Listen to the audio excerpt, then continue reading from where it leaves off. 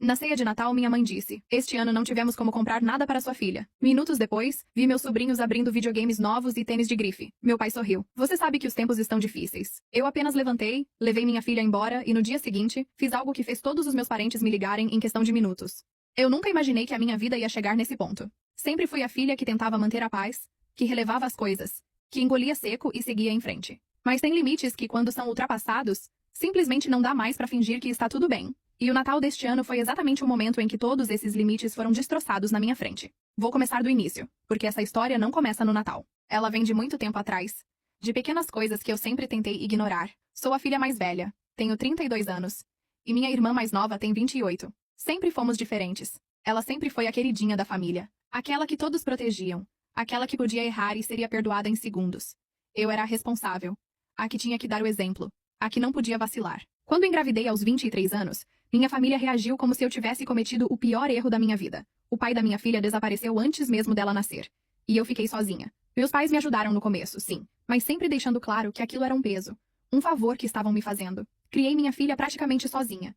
Trabalhando em 2 empregos, fazendo malabarismos com horários e sacrificando tudo o que podia para dar o melhor para ela. Minha filha, que vou chamar aqui só de filha mesmo, tem 8 anos hoje. Ela é uma criança doce, inteligente, educada. Nunca deu trabalho. Sempre tirou notas boas na escola. É o tipo de criança que qualquer avô ou avó deveria ter orgulho. Mas ao longo dos anos, comecei a perceber que ela era tratada de forma diferente. Não era nada gritante no começo. Eram coisas sutis. Minha mãe sempre tinha um abraço mais demorado para os sobrinhos. Meu pai sempre perguntava mais sobre a vida deles. Nas fotos de família, minha filha sempre ficava meio de lado, quase como se estivesse ali por obrigação. Minha irmã se casou há 5 anos com um cara que trabalha numa empresa grande. Eles têm 2 filhos, um menino de 6 anos e uma menina de 4. E desde que ela casou, tudo mudou. De repente, meus pais começaram a bancar tudo pra ela. Viagens, roupas, brinquedos caros, escola particular pros netos. Tudo o que minha irmã pedia, ela ganhava. E eu? Eu continuava me virando sozinha. Ouvindo que precisava ser mais independente. Que já era adulta o suficiente pra não depender de ninguém. Mas o pior não era nem o dinheiro. O pior era o tratamento. Minha filha percebia. Ela nunca falou nada diretamente. Mas eu via nos olhos dela. Quando os primos ganhavam presentes caros e ela ganhava algo simples, ou às vezes nada. Quando minha mãe ligava para perguntar dos meus sobrinhos e mal perguntava como minha filha estava. Quando meu pai postava fotos com eles nas redes sociais e esquecia que tinha outra neta. Fui engolindo tudo isso. Porque eu queria acreditar que era coisa da minha cabeça. Que eu estava sendo exagerada. Que meus pais amavam todos os netos da mesma forma. Mas no fundo, eu sabia que não era verdade. Este ano, decidi que ia fazer o Natal perfeito. Juntei dinheiro durante meses. Comprei presentes bonitos para os meus sobrinhos. Um carrinho de controle remoto pro menino, uma boneca grande pra menina. Nada absurdo, mas coisas que eu sabia que eles iam gostar. Também comprei uma garrafa de vinho cara pro meu pai e um conjunto de toalhas bonitas pra minha mãe, porque ela tinha comentado que queria trocar as dela. Cheguei na casa dos meus pais no dia 24, lá pras 7 da noite. A casa estava toda enfeitada, cheia de luzes e enfeites de Natal. Minha irmã já estava lá com o marido e os filhos. Todo mundo muito arrumado, muito feliz. Eu e minha filha entramos, cumprimentamos todo mundo. Minha filha estava linda, com um vestido vermelho que eu tinha comprado especialmente para a ocasião. A ceia estava linda. Minha mãe tinha caprichado. Peru, farofa, saladas, sobremesas.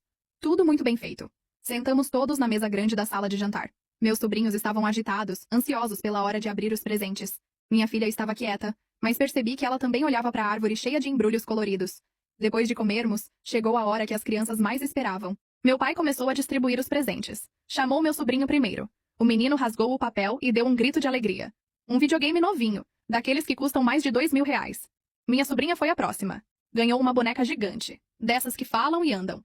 E um par de tênis de grife rosa, daqueles que todas as meninas da escola dela deviam querer. Minha filha estava sentada no sofá, esperando. Eu também estava esperando. Tinha certeza de que ia ter algo para ela, mesmo que fosse algo simples. Mas os presentes foram acabando. Meu pai pegou o último embrulho debaixo da árvore e entregou para minha irmã. Era um perfume importado. E pronto. Acabou. Minha filha olhou para mim com aqueles olhos confusos. Ela não chorou. Não fez escândalo. Só ficou ali, quieta, tentando entender. Eu senti meu estômago revirar.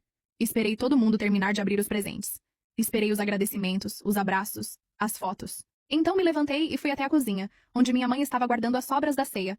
Perguntei com a voz mais calma que consegui se tinha esquecido algum presente da minha filha em algum lugar. Minha mãe nem olhou para mim direito. Continuou guardando as coisas na geladeira e disse que infelizmente não tinha dado para comprar nada para minha filha esse ano. Que os tempos estavam difíceis, que eles tinham tido muitas despesas. Eu perguntei como é que os tempos estavam difíceis, se acabaram de dar um videogame de mais de R$ 2.000 e um tênis de grife para os outros netos. Foi aí que meu pai entrou na cozinha. Disse que eu estava sendo dramática. que minha filha já era grande o suficiente para entender, que eu deveria ensinar ela a não ser materialista. E então ele soltou a frase que me fez ter certeza do que eu já sabia há anos. Ele disse que eu sabia como os tempos estavam difíceis e que eles tinham prioridades. Prioridades. Naquele momento, tudo se encaixou na minha cabeça. Não era sobre dinheiro. Nunca foi. Era sobre escolhas. Eles escolhiam minha irmã. Eles escolhiam os filhos dela. E minha filha, a minha menina que nunca fez nada de errado, que sempre foi doce e educada, simplesmente não era prioridade. Não discuti. Não gritei. Não fiz cena. Voltei para a sala, peguei os casacos, segurei a mão da minha filha e disse que a gente ia embora. Minha irmã perguntou se estava tudo bem. Eu disse que sim. Que só estávamos cansadas. Saímos daquela casa e entramos no carro. Minha filha perguntou se ela tinha feito alguma coisa errada. Eu abracei ela com tanta força que mal consegui respirar. Disse que não. Que ela não tinha feito nada errado.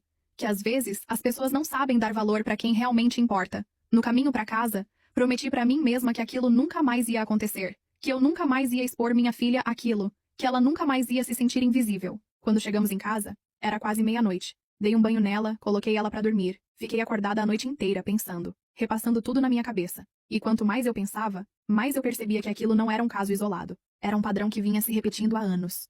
No aniversário de 8 anos da minha filha, em maio deste ano, meus pais não apareceram. Disseram que tinham um compromisso importante. Mas 2 semanas depois, fizeram uma festa surpresa gigante pro aniversário de 4 anos da minha sobrinha. Com decoração cara, buffet. Até mágico. Postaram tudo nas redes sociais. Minha filha viu as fotos. Perguntou por que a festa da prima tinha sido tão grande e a dela não. Eu disse que cada família comemora do seu jeito. Mas ela não é boba. No Dia das Crianças, meus pais levaram meus sobrinhos num parque temático que fica a 3 horas daqui. Passaram o dia inteiro lá. Gastaram uma fortuna. Não chamaram minha filha. Nem avisaram que iam. Eu só fiquei sabendo porque minha mãe postou fotos. Quando liguei para perguntar por que não tinha sido convidada, minha mãe disse que foi algo de última hora, que não deu tempo de avisar. Mas as fotos mostravam que tinha sido tudo planejado. Tinham até contratado um fotógrafo. E não era só isso. Era o jeito que minha mãe falava da minha filha para os outros. Sempre de forma meio distante, meio fria. Nunca com aquele orgulho que ela usava quando falava dos outros netos. Era como se minha filha fosse um peso, um erro que eu tinha cometido e que eles tinham que tolerar. Nos dias seguintes ao Natal, fiquei muito tempo pensando no que fazer. Uma parte de mim queria simplesmente cortar contato e seguir em frente. Mas outra parte sabia que não podia deixar passar em branco. Porque não era só sobre mim. Era sobre a minha filha. Era sobre todas as vezes que ela foi deixada de lado. Todas as vezes que ela se sentiu menor, invisível. Foi aí que descobri algo que fez tudo piorar. Fui visitar minha avó, a mãe da minha mãe, logo depois do Ano Novo. Estávamos conversando sobre família, sobre como as coisas estavam, quando ela mencionou algo que me deixou gelada. Ela disse que achava lindo meus pais estarem ajudando tanto minha irmã, especialmente com aquele fundo familiar que tinham criado. Fundo familiar? Eu não fazia ideia do que ela estava falando. Pedi para ela explicar. Minha avó, sem saber que estava abrindo uma caixa de Pandora, contou que meus pais tinham criado uma espécie de poupança conjunta com minha irmã. Todos os meses, eles depositavam uma quantia fixa nessa conta. O dinheiro era usado para pagar escola particular para os meus sobrinhos, aulas de inglês, natação, viagens de férias. Tudo planejado, tudo organizado. E eu? Eu nunca soube de nada disso. Nunca fui incluída. Nunca recebi um centavo desse fundo. Enquanto eu me matava trabalhando para pagar a escola pública da minha filha, para comprar material escolar, para dar o básico para ela, meus pais estavam bancando uma vida de luxo para os filhos da minha irmã. Quando questionei minha avó sobre o motivo de eu não fazer parte disso, ela ficou sem graça. Disse que achava que eu sabia e que tinha escolhido não participar. Mas como eu poderia escolher não participar de algo que ninguém nunca me contou? Liguei pro meu pai no dia seguinte. Perguntei sobre o fundo. Ele ficou em silêncio por alguns segundos. Então disse que era algo entre eles e minha irmã, que eu não precisava me preocupar com isso. Perguntei por que nunca tinha sido incluída. Ele disse que achavam que eu não ia querer participar, que eu sempre fui muito independente. Independente. Como se eu tivesse escolhido criar minha filha sozinha. Como se eu tivesse escolhido não ter apoio financeiro. Como se independência fosse uma desculpa para exclusão. Desliguei o telefone tremendo de raiva. Não era só sobre dinheiro. Era sobre o que aquilo representava. Eles tinham feito uma escolha consciente. Tinham decidido investir numa neta e esquecer a outra. E ainda tinham a audácia de fingir que era algo natural, algo que eu deveria aceitar. Foi nessa época que minha irmã me mandou uma mensagem. Ela tinha ficado sabendo que eu tinha descoberto sobre o fundo. Mas ao invés de se desculpar, ao invés de reconhecer que aquilo era errado, ela me atacou. Disse que se eu não podia contribuir pro fundo, era porque não trabalhava duro o bastante. Que ela e o marido se esforçavam, que mereciam o apoio dos nossos pais. E que se eu quisesse ter as mesmas coisas para minha filha, eu deveria ter feito escolhas melhores na vida. Escolhas melhores. Como se eu tivesse escolhido ser abandonada pelo pai da minha filha. Como se eu tivesse escolhido lutar sozinha. Como se tudo fosse culpa minha. Essa mensagem foi o estopim. Percebi que não adiantava tentar conversar. Não adiantava tentar fazer eles entenderem. Eles nunca iam admitir que estavam errados. Nunca iam pedir desculpas. Nunca iam tratar minha filha com o respeito que ela merecia.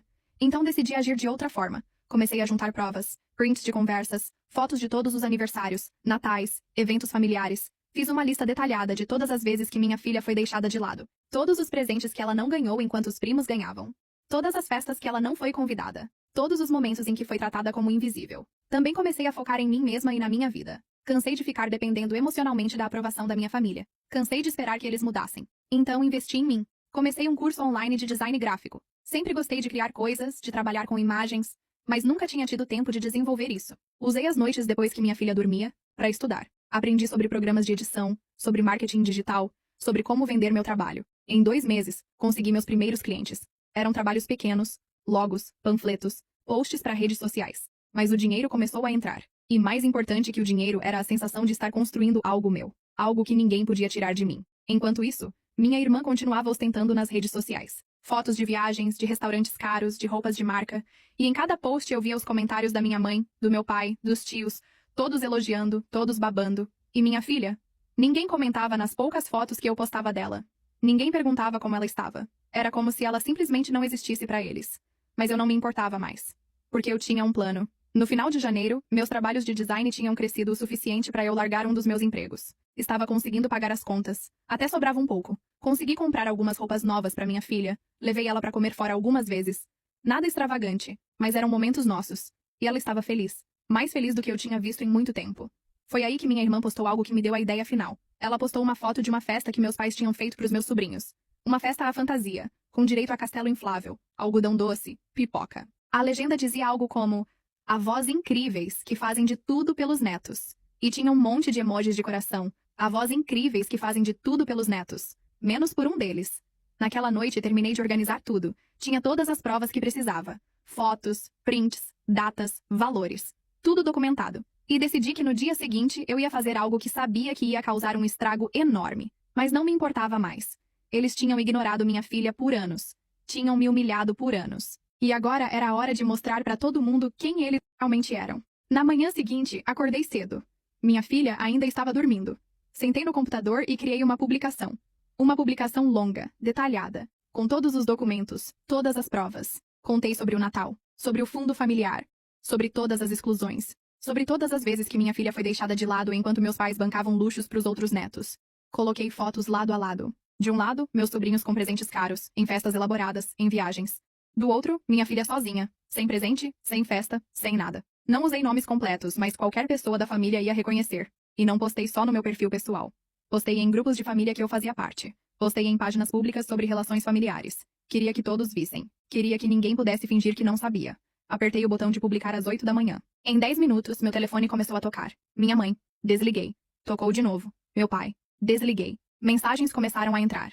Da minha irmã. Dos meus tios. Dos meus primos. Todos em pânico. Todos me pedindo para apagar. Todos dizendo que eu estava exagerando, que estava destruindo a família, que estava sendo vingativa. Vingativa. Talvez eu estivesse sendo. Mas sabe o que mais? Eu não me importava. Porque vingança é quando você faz algo injusto. E eu só estava mostrando a verdade. Uma verdade que eles sempre tentaram esconder. Minha mãe apareceu na minha porta 1 hora depois. Estava chorando. Disse que eu estava sendo cruel. Que estava envergonhando a família.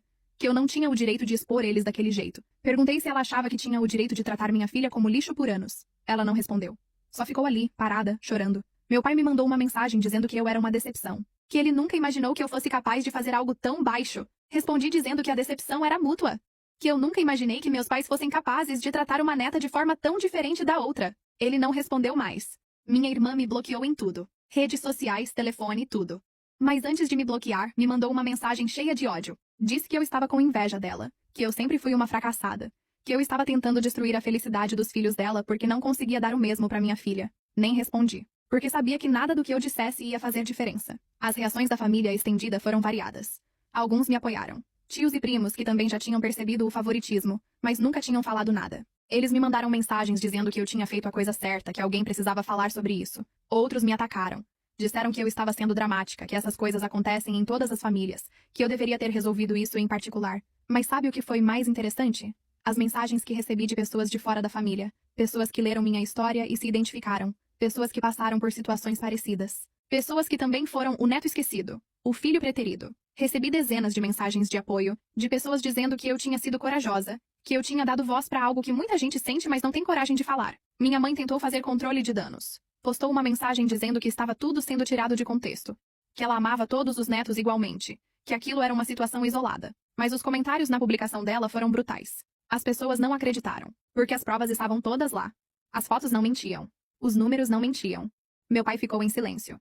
Não postou nada, não comentou nada. Mas soube por outros familiares que ele estava furioso. Que dizia que eu tinha quebrado a confiança da família. Que tinha traído eles. Traído. Como se trair fosse contar a verdade. Minha irmã também tentou se defender. Postou algo sobre como ela e o marido trabalhavam duro. Como mereciam o apoio dos pais.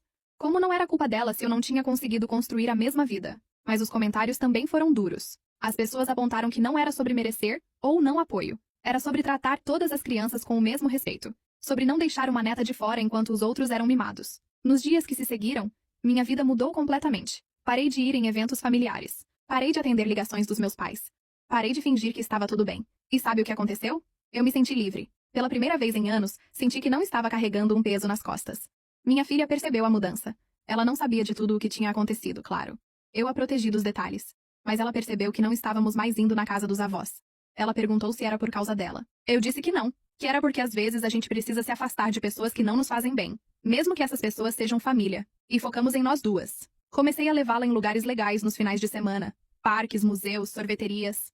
Não eram coisas caras, mas eram momentos nossos. Ela começou a sorrir mais, a falar mais, a parecer mais leve. Meu trabalho de design continuou crescendo. Em 3 meses, já estava ganhando mais do que ganhava nos 2 empregos juntos. Consegui alugar um apartamento melhor, num bairro mais seguro. Consegui matricular minha filha numa escola particular. Não tão cara quanto a dos meus sobrinhos, mas ainda assim melhor que a pública onde ela estudava. E fiz tudo sozinha, sem ajuda de ninguém. E foi a melhor sensação do mundo. Enquanto isso, a situação da minha família só piorou. Meus pais tentaram chamar uma reunião familiar para resolver as coisas. Eu não fui. Disseram que eu estava sendo infantil, que precisava perdoar, que família é para sempre. Mas eu sabia que perdoar significaria voltar para a mesma dinâmica de sempre. E eu não ia fazer isso. Não ia voltar a expor minha filha àquilo. Descobri por outras fontes que a reunião foi um desastre. Vários familiares confrontaram meus pais sobre o favoritismo. Perguntaram por que eles nunca tinham incluído minha filha. Meus pais tentaram se explicar, mas não conseguiram. Porque não tinha explicação. Não tinha desculpa. Eles simplesmente não gostavam da situação em que eu estava quando tive minha filha, e decidiram punir ela por isso. Minha irmã também começou a sofrer consequências. Algumas pessoas da família pararam de falar com ela. Amigas dela, que viram as publicações, começaram a questioná-la. Ela tentou manter as aparências. Continuou postando fotos felizes nas redes sociais, mas quem conhecia bem percebia que algo tinha mudado.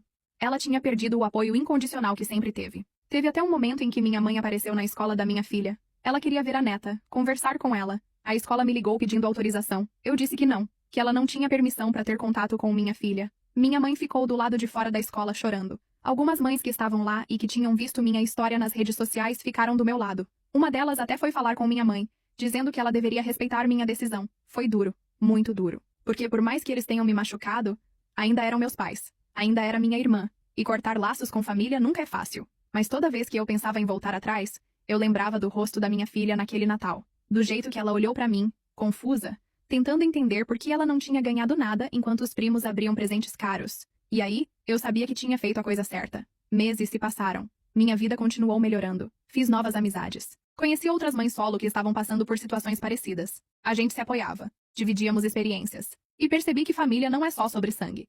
É sobre quem está do seu lado. Quem te apoia.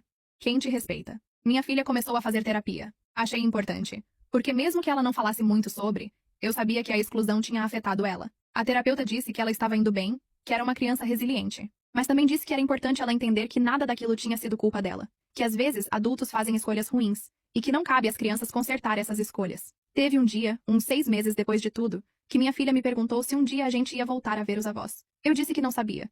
Que dependia deles. Que se eles realmente mudassem, se realmente reconhecessem o erro e pedissem desculpas, talvez. Mas que eu não ia forçar ela a ter contato com pessoas que a fizeram se sentir mal. Ela ficou quieta por um tempo. Depois disse que estava tudo bem, que ela preferia ficar só nós duas mesmo. Nesse meio tempo, recebi algumas tentativas de aproximação. Minha mãe me mandou uma carta longa, cheia de desculpas, dizendo que tinha errado, que tinha percebido tarde demais o quanto tinha machucado minha filha, que queria uma chance de consertar. Mas no final da carta, ela culpou minha reação. Disse que eu tinha exagerado ao expor tudo publicamente, que tinha destruído a reputação da família, que podíamos ter resolvido tudo em casa. Essa carta me mostrou que ela ainda não tinha entendido. Porque o problema nunca foi a forma como eu reagi. O problema foi o que eles fizeram. Anos de exclusão, de favoritismo, de negligência emocional. E ela ainda estava mais preocupada com a reputação da família do que com os sentimentos da neta. Não respondi à carta. Meu pai tentou uma abordagem diferente. Ele apareceu no meu trabalho. Disse que precisávamos conversar. Topei conversar, mas deixei claro que aquilo não significava que eu estava perdoando ou esquecendo. Sentamos num café próximo. Ele começou dizendo que sentia muito, que tinha errado, mas então começou a se justificar. Disse que minha irmã precisava mais de ajuda porque tinha 2 filhos, que achava que eu estava bem sozinha, que não tinha percebido que estava sendo injusto. Perguntei se ele achava que não perceber injustiça era desculpa para cometer injustiça. Ele ficou sem resposta. Então falei que minha filha também era neta dele, que ela merecia o mesmo amor, a mesma atenção, os mesmos presentes. Que não era sobre quantidade de filhos ou sobre quem precisava mais. Era sobre tratar todas as crianças com dignidade. Ele tentou argumentar. Disse que eu estava sendo muito dura. Que família perdoa? Respondi que perdão não é obrigatório. Que perdão é algo que se conquista. E que até agora, tudo o que eu tinha visto eram desculpas e justificativas. Nenhum reconhecimento real do erro. Nenhuma mudança de comportamento. Saí daquele café sabendo que provavelmente nunca ia ter o fechamento que queria. Que meus pais nunca iam realmente admitir que estavam errados. Que eles iam continuar acreditando que foram vítimas da minha reação. E não os causadores de anos de dor. Minha irmã também fez algumas tentativas, mas foram ainda mais fracassadas que as dos meus pais. Ela me mandou uma mensagem meses depois, dizendo que eu tinha exagerado, que estava sendo radical demais, que os filhos dela estavam perguntando pela prima, e que eu estava privando as crianças de conviverem. Respondi dizendo que ela teve anos para se importar com minha filha, que teve 1000 chances de incluí-la, de tratá-la como família, e que agora, quando as consequências apareceram, ela queria jogar a culpa em mim. Ela respondeu dizendo que eu estava usando minha filha como arma, que eu estava manipulando a situação para me fazer de vítima. Bloqueei ela depois dessa mensagem, porque percebi que nunca ia ter uma conversa honesta com ela. Ela estava tão acostumada a ser a favorita, a ter tudo, que simplesmente não conseguia enxergar o outro lado. Teve até um episódio que me deixou pasma. Descobri que minha mãe tinha criado um perfil falso nas redes sociais para ficar acompanhando o que eu postava da minha filha. Quando descobri, bloqueei o perfil. Ela criou outro. Bloqueei de novo. Isso aconteceu umas 4 vezes até ela desistir. Era perturbador. Ao invés de fazer o certo, de realmente tentar consertar as coisas, ela preferia me espionar. Meu pai tentou usar outros familiares como intermediários. Pediu para minha avó falar comigo. Pediu para os meus tios. Todos vinham com o mesmo discurso. Que eu precisava relevar, que família é sagrada, que minha filha ia crescer sem avós por causa de mim. Mas ninguém falava que minha filha cresceu anos sendo ignorada por esses mesmos avós. Ninguém falava que ela já estava crescendo sem eles porque eles nunca realmente estiveram presentes. Uma das poucas pessoas da família que me apoiou do começo ao fim foi minha avó paterna, a mãe do meu pai. Ela me ligou algumas semanas depois de tudo ter acontecido. Disse que tinha visto minha publicação. E que sentia muito. Que ela mesma tinha percebido o favoritismo, mas que nunca tinha interferido porque achava que não era seu lugar. Mas que depois de ver tudo escrito, tudo documentado, ela tinha confrontado meu pai. Ela disse que tinha dado um sermão nele. Que tinha dito que ele estava repetindo os mesmos erros que o pai dele tinha cometido. Que ele estava destruindo a família por causa de favoritismo bobo. E que se ele não mudasse, ia perder a filha mais velha para sempre. Meu pai tinha ficado em silêncio durante o sermão todo. Não tinha se defendido. Mas também não tinha prometido mudar. Só tinha ficado ali, aceitando as palavras dela em silêncio. Minha avó paterna se tornou uma presença constante na vida da minha filha. Ela começou a visitá-la toda semana. Levava pequenos presentes, passava a tarde com ela, perguntava sobre a escola. E minha filha adorava. Era bom ver que pelo menos uma pessoa da família do pai realmente se importava. Os meses foram passando, e minha vida foi se estabilizando. Meu trabalho de design tinha crescido tanto que tive que contratar uma assistente. Consegui comprar um carro usado, nada luxuoso, mas funcionava perfeitamente. Consegui dar para minha filha uma vida confortável. Não éramos ricas, mas não faltava nada. Teve um momento especial que nunca vou esquecer. Foi no aniversário de 9 anos da minha filha. Fiz uma festa pequena, só com os amigos da escola dela e as mães que eu tinha conhecido. Nada elaborado, mas foi numa casa de festas bonitinha, com decoração do tema que ela escolheu, com bolo e docinhos. Ela estava radiante, sorrindo o tempo todo. E no final da festa, ela me abraçou e disse que tinha sido o melhor aniversário da vida dela. Aquilo me fez ter certeza de que eu tinha feito a coisa certa. Porque ela estava feliz, de verdade. Não estava mais vivendo à sombra dos primos. Não estava mais sendo comparada. Não estava mais se sentindo menos. Ela estava sendo apenas uma criança feliz. Claro que teve consequências ruins também. Parte da família parou de falar comigo. Eventos familiares como casamentos e batizados pararam de ter convites para mim. No começo doeu, porque mesmo com tudo, ainda eram pessoas que eu conhecia desde criança. Mas com o tempo, percebi que se essas pessoas eram capazes de me excluir por ter defendido minha filha, então não eram pessoas que eu queria por perto mesmo. Teve também o lado das redes sociais. Depois que fiz aquela publicação, muita gente começou a me seguir. Pessoas curiosas, pessoas que queriam updates, pessoas que se identificavam. Eu não queria ser uma pessoa pública. Não queria virar um caso das redes sociais. Mas acabou acontecendo meio que naturalmente. Comecei a receber mensagens de pessoas pedindo conselhos. Outras mães solo, outras pessoas que sofriam com favoritismo familiar. E percebi que minha história tinha tocado muita gente. Então comecei a compartilhar um pouco mais. Não sobre minha família especificamente, mas sobre como estava reconstruindo minha vida, sobre como estava criando minha filha, sobre os desafios de ser mãe solo. Isso acabou ajudando meu trabalho também. As pessoas começaram a me contratar não só pelo design, mas porque se identificavam comigo, porque confiavam em mim. E meu negócio cresceu ainda mais. Um ano depois do Natal fatídico, minha vida estava irreconhecível. Eu tinha um negócio próspero, um apartamento bom, um carro, estabilidade financeira. Mas mais importante que tudo isso, eu tinha paz. Não acordava mais com aquele peso no peito. Não me sentia mais inadequada. Não sentia mais que precisava provar nada pra ninguém. Minha filha também estava outra. Suas notas na escola tinham melhorado. Ela tinha feito novos amigos. Estava mais confiante, mais falante. A terapeuta disse que ela estava processando tudo muito bem, que era uma criança emocionalmente saudável. E nesse meio tempo, minha família continuava do mesmo jeito. Minha irmã continuava postando fotos da vida perfeita. Meus pais continuavam bancando tudo pra ela. E continuavam sem admitir que tinham errado. Teve um episódio que mostrou que eles realmente não tinham mudado nada. Foi no aniversário de 7 anos do meu sobrinho. Minha avó paterna foi convidada. E ela me contou depois o que aconteceu. A festa foi enorme. Num buffet caro, com decoração elaborada, com um montão de gente. Meus pais pagaram tudo. E durante a festa, alguém perguntou sobre mim e minha filha. Minha mãe disse que a gente estava ocupadas, que não tinha podido ir. Ocupadas. Como se a gente tivesse sido convidada e recusado. A verdade é que nem convite teve. E minha mãe preferiu mentir para manter as aparências. Quando minha avó me contou isso, eu só balancei a cabeça. Não fiquei nem surpresa. Porque era exatamente o tipo de coisa que eles fariam. Mentir, fingir, fazer de conta que estava tudo bem. Qualquer coisa menos admitir a verdade. Houve também um momento em que quase cedi. Foi no Natal seguinte, um ano depois de tudo ter acontecido. Minha mãe me mandou uma mensagem longa, chorosa, implorando para que eu levasse minha filha para a ceia. Dizendo que sentia minha falta, que queria ver a neta, que prometia que seria diferente, que tinha comprado presentes para minha filha, que ia tratar todo mundo igual. Por um momento considerei, porque uma parte de mim ainda queria acreditar que eles podiam mudar, que podiam ser os avós que minha filha merecia. Mas então, lembrei de todas as outras vezes que eles prometeram coisas e não cumpriram. Lembrei de todas as vezes que minha filha ficou de lado. Lembrei que um presente no Natal não apaga anos de exclusão. Respondi dizendo que não íamos. Que quando eles realmente reconhecessem o erro, quando realmente mudassem o comportamento, aí sim poderíamos conversar. Mas que uma ceia de Natal não ia consertar anos de dor. Minha mãe respondeu com raiva.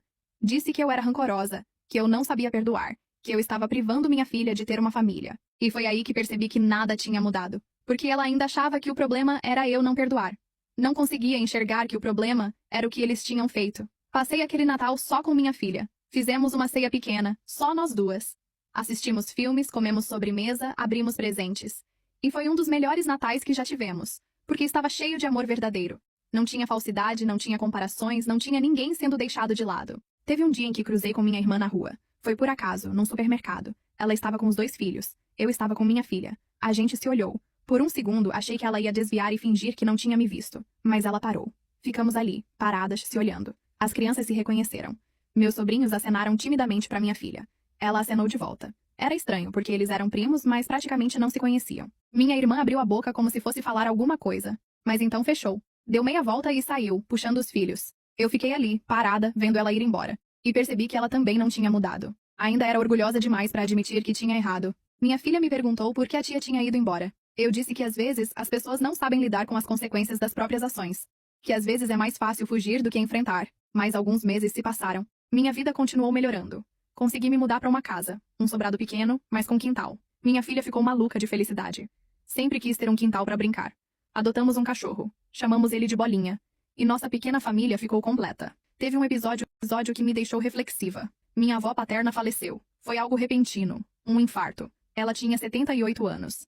No velório, toda a família estava lá, incluindo meus pais e minha irmã. Eu levei minha filha porque ela tinha uma relação linda com a bisavó. Ela merecia se despedir. Foi a primeira vez que a gente se viu desde o Natal daquele ano. Minha mãe tentou se aproximar da minha filha, mas minha filha se escondeu atrás de mim. Ela não a reconhecia mais. 1 ano e meio sem contato tinha sido suficiente para ela esquecer. E aquilo doeu em mim, mas também me mostrou que eu tinha feito a coisa certa. Porque minha filha não estava sofrendo. Não estava sentindo falta. Ela estava bem. Meu pai também tentou falar comigo. Mas eu só dei um aceno educado e me afastei. Não era hora nem lugar para conversas difíceis. Era hora de honrar minha avó, que tinha sido uma das únicas pessoas da família que realmente nos apoiou. No enterro, o padre falou sobre família, sobre perdão, sobre amor. E eu pensei em como essas palavras são usadas para manipular as pessoas. Sobre como somos ensinados a perdoar sempre, a relevar sempre, mesmo quando estamos sendo machucados. Sobre como a palavra família é usada para justificar abusos, negligências, favoritismos. Mas também pensei em como família pode ser bonita. Como minha avó foi uma verdadeira família para minha filha.